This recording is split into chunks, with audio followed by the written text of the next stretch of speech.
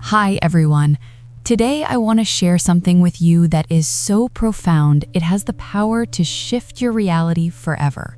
This video is entirely based on the groundbreaking insights and a specific, powerful lecture by Dr. Gregg Braden. As an independent strategist, I have dedicated my journey to decoding the intersection of science and spirituality. And what I'm about to reveal is the gold I've extracted from Braden's research into ancient texts and quantum physics. We are talking about a technology of the soul that was almost erased from history. Imagine standing in an ancient monastery, surrounded by monks who are racing against time to digitalize thousands of years of wisdom before it's lost to war or decay. Why such urgency? Because these texts, specifically the Gospel of Thomas, contain the literal instruction manual for the human heart. They reveal that the law of attraction is not a modern New Age invention, but a sophisticated quantum mechanic taught by Jesus himself over 2,000 years ago, a secret that was edited out of our modern Bibles to keep us from realizing our true power.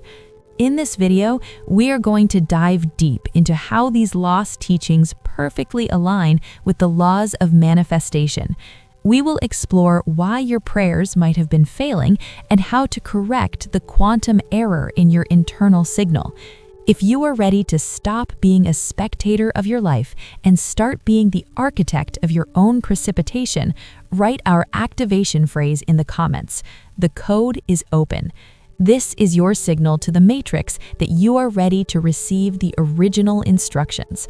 I'm Caroline, and what I've discovered through Braden's work is that the universe doesn't respond to your needs, it responds to your union.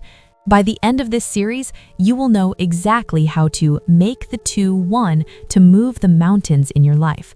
Subscribe now to join our community of sovereign initiates. And remember, all the essential books and a free PDF guide on mirror hours are available via the links in the description below. Let's go back to the beginning, to the mountains of Sinai, and discover what the monks were so desperate to save. The rescue at the monastery, preserving the code. To truly grasp the magnitude of the revelation we are discussing today, we must embark on a journey that transcends both time and geography. As Dr. Gregg Braden shared with profound clarity in his lecture, there are moments in history where the past and the future collide to save the very essence of what it means to be human. He takes us to one of the most desolate yet spiritually charged places on the planet, the monastery of St. Catherine in the Sinai Peninsula. This is not just a building, it is a fortress of human memory, standing at the base of the mountain where tradition says Moses received the law.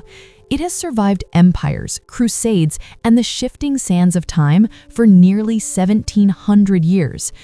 As Dr. Gregg Braden recounts, this monastery is home to the Coptic Christian monks, a lineage of practitioners who have refused to let the modern world dilute their devotion.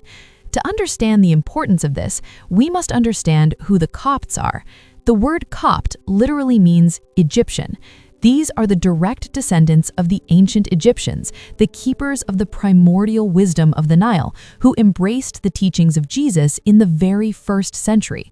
While the rest of the world was busy building empires and changing the scriptures to fit political agendas, the Coptic monks of the Sinai remained unchanged. They are the guardians of the unfiltered message. For centuries, they lived in the silence of the desert, preserving scrolls that the Roman Church and the Western world had long forgotten or intentionally suppressed. The Sinai Desert is not just a backdrop, it is a quantum laboratory. It is a place of such extreme isolation that information stays pure. When Gregg arrived there, he described an atmosphere that felt like stepping back into the 4th century. These monks live by the cycles of the sun and the stars. They rise at 4 a.m. in the biting cold of the desert night to begin chants that have echoed through those stone hallways for over a millennium. They shun the comforts of the 21st century. There is no central heating, no artificial light in their cells, and no modern convenience to distract them from their spiritual labor. They bake their bread in communal ovens, using the heat of the sun, and they draw their water from deep, ancient wells, pumping it by hand every single morning. They live in a state of pre-electric purity, burning olive oil in flickering lamps that cast long, dancing shadows against walls filled with priceless icons. However, as Dr. Gregg Braden detailed in his narrative, he discovered a paradoxical secret hidden within these primitive walls. He was led into a specific chamber that felt completely out of place. Amidst the smell of ancient incense and old parchment, he found himself standing in a room vibrating with the hum of high-end technology. There were rows of top-tier computers, Macs, IBMs, and specialized scanning equipment connected to large satellite dishes pointed toward the heavens. It was a scene of temporal friction, the oldest library in the Christian world being processed by the fastest processors of our era. When Gregg asked the lead monk what this technology was doing in a place that rejected electricity, the answer he received was both a warning and a testament to the power of the information they held. The monk told him, with a calm but urgent tone, "We believe a great conflict is coming to this region. We believe this monastery, which has stood for centuries, may finally face destruction, and before that happens, we are racing to digitalize every single page of every manuscript in our possession. We are uploading the source code of human potential to the internet so it can never be deleted from human history again."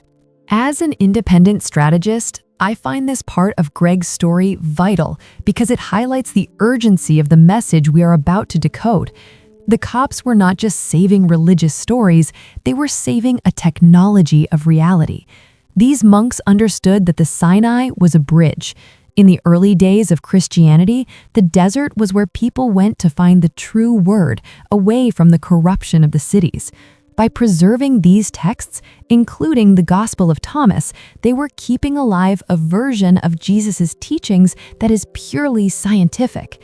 Braden explains that these manuscripts represent the unedited version of our history. You see, in the year 325 AD, during the Council of Nicaea, a group of men decided what you and I were allowed to believe. They took over 25 books out of the Bible. They edited out the instructions on how to use our internal power to command the matrix. They replaced a technology of empowerment with a religion of obedience. But the monks at St. Catherine's, these Egyptian Copts, held the fragments that weren't sanitized. They held the original Coptic and Greek texts that explained that the kingdom of heaven is not a place you go after you die, but a state of being you achieve while you are alive. These texts are the mirror of the soul that Braden speaks about. They are the scientific manuals for the human heart. By digitalizing them, the monks were ensuring that the law of attraction, in its original potent form, would be available to us, the generation of the Great Awakening. Braden's lecture emphasizes that this rescue mission was not just about saving paper, it was about saving the frequency of human sovereignty. The Copts knew that the information was non-local. By scanning it, they were turning physical ink into light-based data, making it indestructible.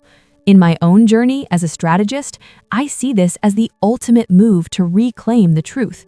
The monks were the first data strategists of the spiritual world. They knew that if the physical scrolls burned, the frequency would remain in the digital cloud, waiting for someone with the right tuning to find it. Imagine the monks' dedication, scanning page after page, thousands of them, under the threat of war. Each click of the scanner was a victory for human consciousness. They weren't just preserving ink on calfskin, they were preserving the quantum bridge that connects our 3D reality to the infinite field of possibilities. As Braden beautifully points out, this monastery is a survivor because it guards the truth that we are not victims of the world, but participants in a grand holographic simulation that responds to our internal state. The significance of the Sinai cannot be overstated. It is the anchor point for these secrets. Because the desert is dry and the monks are devoted, the Gospel of Thomas survived there, while it was being hunted and burned elsewhere in the Roman Empire. This text is the key to everything we discuss regarding the law of attraction. It contains the missing links that tell us how to become the thing we desire.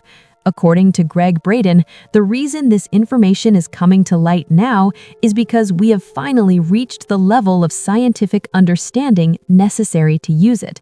We now have the language of quantum entanglement to explain what the Coptic monks have known for nearly 2,000 years.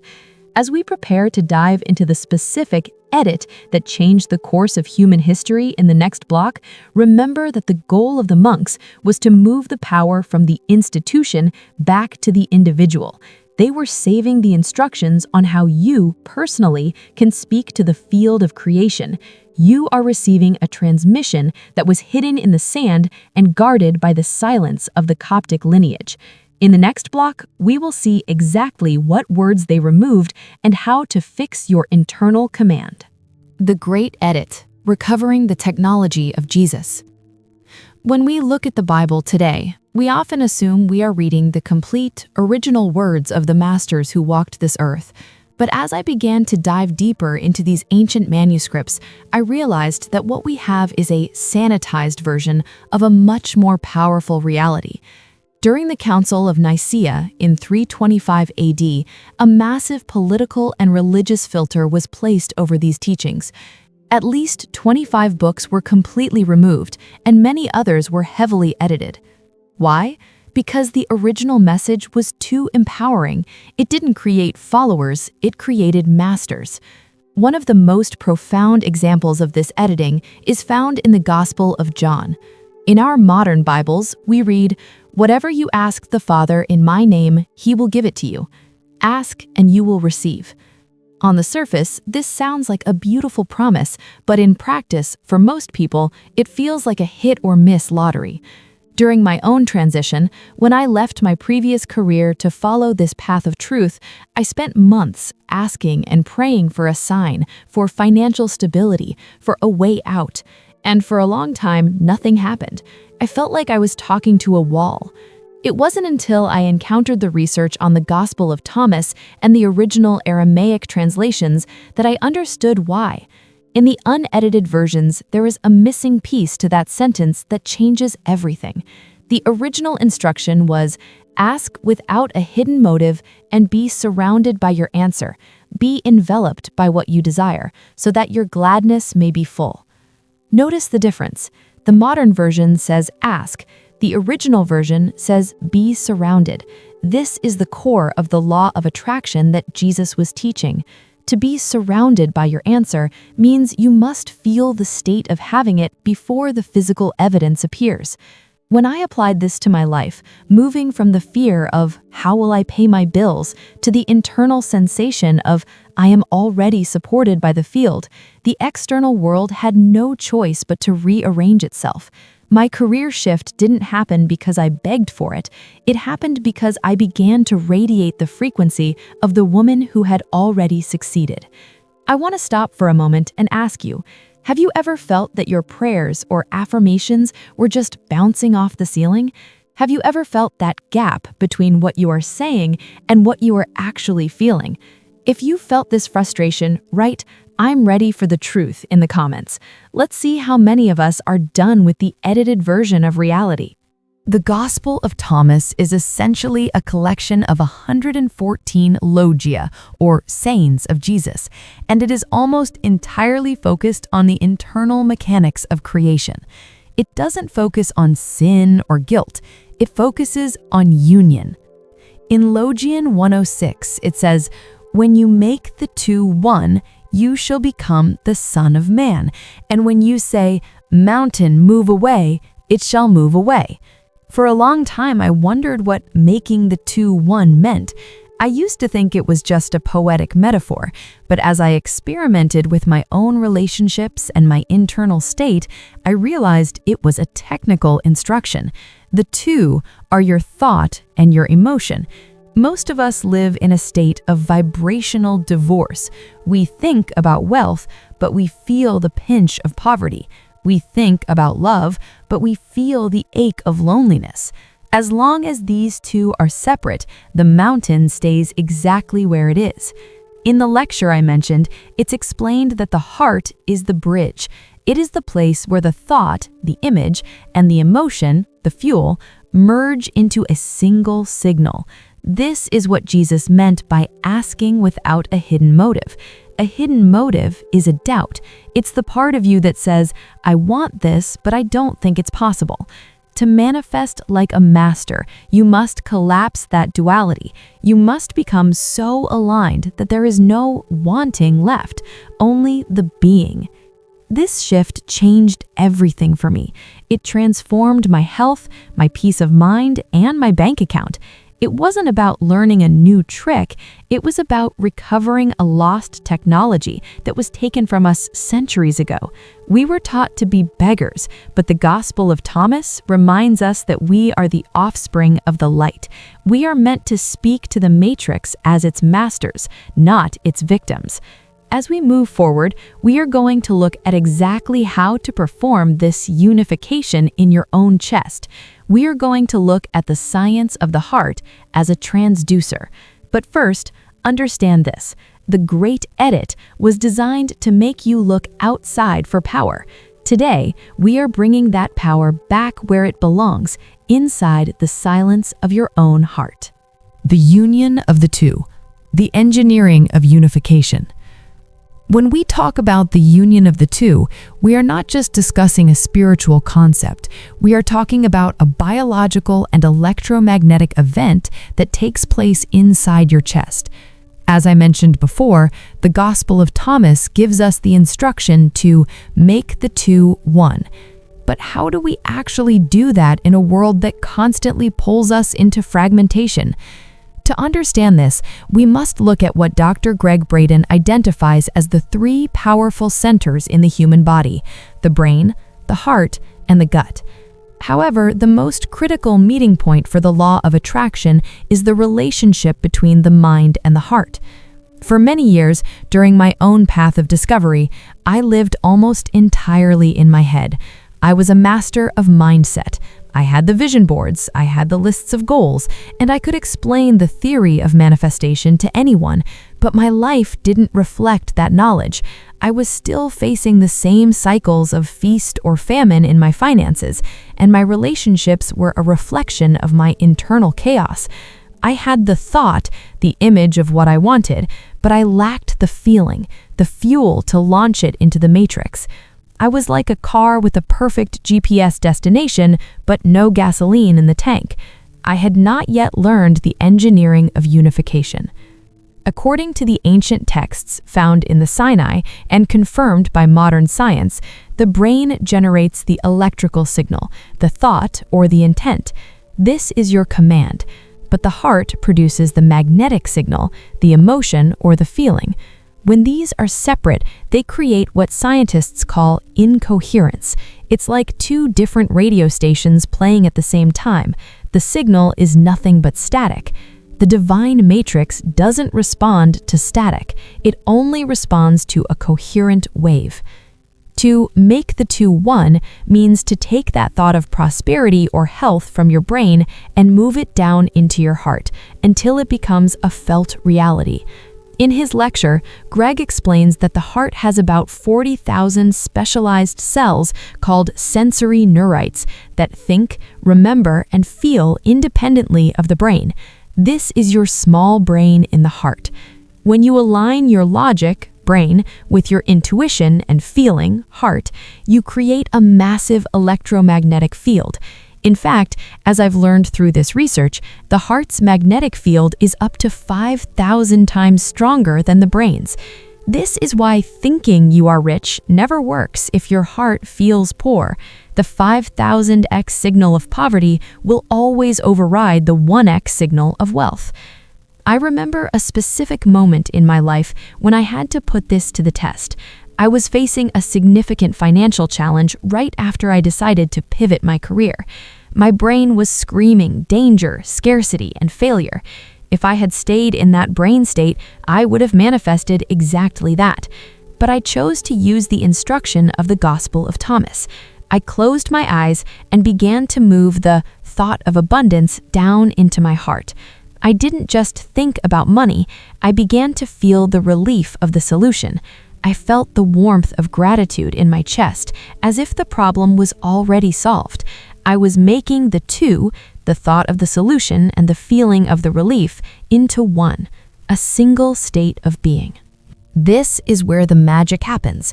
When you achieve this union, you are no longer praying for something. You have become the thing you are asking for. The divine matrix is a mirror, and a mirror can only reflect what is standing in front of it. If you stand in front of the mirror of reality as a person who wants something, the mirror will faithfully reflect back the wanting. You will stay in a perpetual state of desire. But when you use this engineering to feel the already done, you are standing in front of the mirror as a person who has. The matrix has no choice. It is a law of physics. It must precipitate that feeling into a physical fact. In the lecture, Braden points out that this is the language of the field. The field doesn't understand the words, "I want a new car," or "I want my body to be healed." It only understands the vibrational frequency of the experience. This is why Jesus said to be surrounded by the answer. You must wrap yourself in the feeling of the result. When I finally mastered this, the opportunities I needed began to appear from places I couldn't have imagined. It wasn't luck, it was the result of a coherent signal being sent into the field. Most people are afraid to feel the result before it happens because they think they are lying to themselves. But in quantum reality, the potential for your success already exists in the archive of futures. You aren't lying, you are tuning. You are like a radio dial, finding the exact frequency of the version of you that is already prosperous. Making the two one is simply the act of locking that frequency in. As you go through your day, I want you to notice when your two are separated. Notice when you are saying positive affirmations while your heart is tight with anxiety. That tension in your chest is the signal of division. When you feel that, stop, breathe, touch your heart as the monks do, and bring the thought back down. Reunify. This is the daily work of the sovereign initiate. It is not a one-time event, it is a way of walking through the world. In the next block, we are going to look at the Gospel of Thomas through the lens of the Tibetan monks. We will see how Gregg Braden's trip to the Himalayas revealed the ultimate secret of the feeling is the prayer. We will see how they use their bodies as the instruments of creation and how you can do the same. The Tibetan Revelation. Prayer as a state of being. One of the most transformative parts of the lecture by Dr. Gregg Braden is when he describes his journey to the high Himalayas. He traveled to the remote Tibetan plateaus to visit monasteries that have remained virtually untouched by Western influence for centuries. As someone who spent years searching for the missing link in my own life, trying to understand why some things manifested instantly while others seemed stuck in a perpetual delay, this part of his story was a revelation for me. It forced me to look at my practice from a completely different perspective. Braden recounts a conversation he had with the abbot of one of these ancient monasteries. He asked a question that most of us would ask if we had the chance. When we see you chanting for 14 hours a day, when we see you ringing the bells and using the mudras, what are you doing? What is the secret behind the ritual? The abbot's answer was simple, yet it holds the key to the entire law of attraction. He looked at Gregg and said, "You have never seen our prayers, because the prayer is not the words, the prayer is the feeling. The words and the bells are just what we use to create the feeling inside our bodies." This is the point where my own journey took a radical turn. I realized that for a long time, I was treating the law of attraction like a grocery list. I was saying the affirmations, I was doing the visualizations, but I was treating them as chores to get a result. I was focused on the bells and the chanting of my own life, but I was empty of the actual feeling. In the lecture, Braden explains that these monks understand that our bodies are the transducers for the divine matrix. We are the instruments. When the monks pray for peace, they don't ask for peace in a world of war. They don't look at the conflict and beg a higher power to intervene. Instead, they close their eyes and inhabit the feeling of peace. They feel what it's like to have peace in their families, in their village, and in their own hearts. They become so saturated with the frequency of peace that their bodies begin to broadcast that signal into the field. This is exactly what we've been talking about with the Gospel of Thomas. They are making the two one. They are merging their intent with a visceral, physical emotion. If you are finding this deep dive into the lost technology of the heart valuable, I invite you to subscribe to the channel right now. By joining us, you are signaling to the matrix that you are ready to move beyond the surface and master the true mechanics of your reality. Your support helps us continue to bring these high-level decodings to life, and it keeps you connected to a community of like-minded sovereign initiates. In his lecture, Gregg makes a point that I had to learn through much trial and error. The matrix cannot distinguish between what is happening outside and what is being felt inside. To the field, there is no difference. If you can generate the feeling of being prosperous, healthy, or loved within your own nervous system, the matrix must provide the physical equivalent. The Tibetan monks call this, "the feeling is the prayer." I remember when I first applied this to my career transition. Instead of waking up and thinking, I hope I get a new client today, which is a signal of not having, I started practicing the Tibetan way. I would sit in silence and feel the relief of a full schedule. I would feel the weight of my laptop as I worked on projects I loved. I would feel the specific sense of satisfaction at the end of a productive day. I wasn't asking for a career, I was praying the career by feeling it. And just like the monk's chants, my external reality began to harmonize with my internal song. The problem most people face, and this is something Braden emphasizes, is that we are taught to wait for the evidence before we allow ourselves to feel. We say, I'll feel rich when the money is in the bank, or I'll feel loved when the partner shows up. But the matrix works in the opposite direction. The feeling is the cause, the evidence is the effect. If you wait for the evidence, you are perpetually stuck in the state of waiting, and the matrix will simply give you more waiting. As I refined this practice in my own life, I realized that this is the ultimate act of sovereignty. It means you no longer depend on the external world to dictate how you feel. You become the fixed point in the field. You decide the frequency, and the world follows you. This is the difference between being a victim of circumstance and a commander of the matrix. In the lecture, Braden shows that this isn't just monk talk, it's science. When we feel these deep, coherent emotions, we are literally changing the way our DNA behaves. We are changing the instructions we are sending to ourselves and to the world around us. This is the holographic command. In the next block, we are going to look at the power of not judging. We will see how Gregg Braden's story about a miraculous healing in China proves that the fastest way to manifest a miracle is to stop fighting the problem and start inhabiting the solution.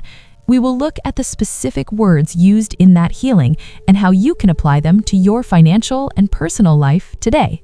The science of the miraculous, non-judgment, and the speed of now. One of the most jaw-dropping moments in Dr. Gregg Braden's lecture is when he shares a video from a medicine-less hospital in Beijing, China. In this video, we see a woman with a cancerous tumor that is 3 inches wide. According to conventional medicine, this would take months of chemotherapy or invasive surgery to treat. But in this hospital, 3 practitioners stand behind her. They don't use drugs and they don't use scalpels. They use the technology of the Gospel of Thomas. They use the language of the field. As I watched Gregg describe this scene, I realized that we have been conditioned to believe that change must be slow and painful. We think that if we have a big problem, whether it's a health issue or a massive debt, it must take a long time to fix. But the Matrix doesn't have a clock. The only clock that exists is the one in our own resistance. In the video, these practitioners aren't praying for the tumor to go away. They aren't begging a higher power. Instead, they are chanting a single phrase, wasa, wasa, which translates roughly to already done, already happened. This is the concept of Assup, the state of already done. As Braden explains, these practitioners were generating the feeling that the woman was already healthy, already whole, and already perfect. They weren't looking at the 3-inch tumor as a problem. This is the secret of non-judgment. They didn't judge the tumor as bad or evil. If you judge a condition, you give it energy. You entangle yourself with it. To the Matrix, when you fight something, you are actually confirming its existence and commanding the field to keep it there. I had to apply this exact principle during a very difficult period in my life. I was facing a situation where it seemed like everything I had built was crumbling. My old self wanted to judge that situation as a catastrophe. My ego wanted to label it as failure. But remembering this quantum protocol, I stopped the judgment. I looked at the chaos and said, this is just one possibility, but I am now choosing another. I moved my focus away from the tumor of my problems and fully inhabited the feeling of the solution, the feeling of Assup. In the Chinese hospital, as the practitioners maintained the feeling of already done, the tumor began to disappear on the live ultrasound screen. In less than 3 minutes, it vanished into the field. It didn't shrink, it dissolved. It returned to the state of pure energy. This is because the practitioners were not focused on the how, they were focused on the now, mate. They were using their hearts to broadcast a signal so coherent that the physical matter had no choice but to rearrange itself to match the new command. This is the same technology you must use for your financial life. When you look at your bank account and see a number you don't like, your first instinct is to judge it. You feel fear, you feel lack, you feel this is bad. By doing this, you are chanting not enough into the matrix. You are anchoring the lack. To change your reality, you must look at that number without judgment and immediately pivot to the feeling of your desired wealth. You must feel the relief of being prosperous right now, despite what the ultrasound of your bank statement says. Braden points out that the reason the healing happened so fast is that the practitioners were in total unison. Their thoughts and their feelings were one. There was no hidden motive. They didn't hope it would work. They knew it was already done. This is the holographic command we discussed earlier. Your life is a hologram, and you are the projector. If you want to change the image on the screen, you don't try to scrub the screen. You change the slide in the projector. During my transition, I learned that the speed of manifestation is directly proportional to my ability to let go of judgment. When I stopped labeling my challenges as problems and started seeing them as coarse energy waiting to be reshaped by my heart, my reality began to dissolve and reform at an incredible pace. Opportunities that used to take years to materialize started showing up in weeks, then days. As you watch this, I want you to ask yourself, what tumor are you fighting in your life right now? Is it a debt, a broken relationship, a sense of unworthiness? Stop fighting it. Stop judging it. Use the word of the masters, Assup. It is already done. The version of you that is free, wealthy, and at peace already exists in the field. Your only job is to provide the coherent signal of that reality. In the final block, we will see how this individual power can change the entire world through the effect of Isaiah and the mathematics of peace. The Isaiah effect, the mathematics of global change. As we reach the conclusion of this first part of our journey through the teachings of Dr. Gregg Braden, we must address a question that I often asked myself during my own period of transition. Can one person's internal shift really change the world, or even just the atmosphere of their own home? The answer lies in what Braden calls the Isaiah effect, and a fascinating mathematical discovery about the power of a coherent minority.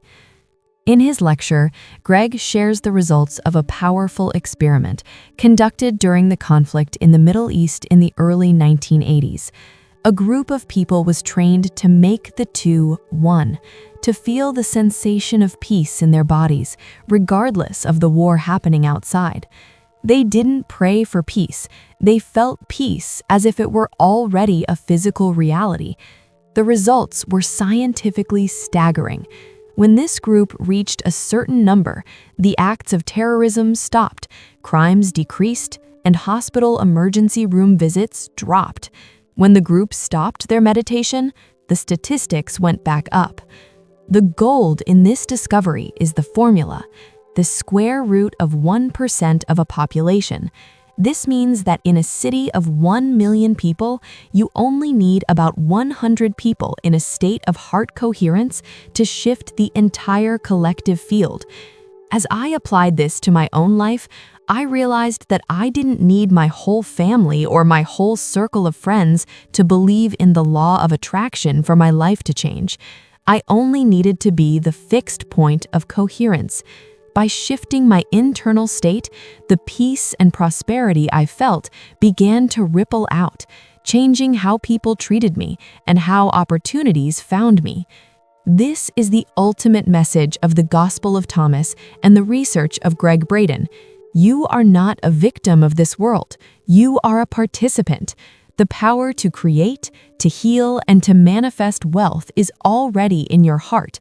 You must feel it first, so the divine matrix can reflect it back to you. You must become in your life exactly the things you choose to experience in your world. I want to take a moment to deeply thank all of you who stayed with me until the very end. Your presence here shows that you are ready to reclaim your sovereignty and speak the original language of creation. I am truly grateful for your time, for your energy, and for being part of this community of seekers and masters. It is an honor to share this source code with you. If this information touched your heart and made sense to your soul, subscribe to the channel and join us in this awakening. This is just the beginning. In our next video, we will dive into the technology of miracles, where I will detail the specific protocols to collapse the distance between your dream and your reality. I have left the links to the essential books by Dr. Gregg Braden and other masters in the description below, along with a free PDF guide on mirror hours to help you decode the signals the Matrix is sending you right now. Remember, as Braden says, the secret is to be surrounded by your answer. Thank you for being with us, and I will see you in the next video.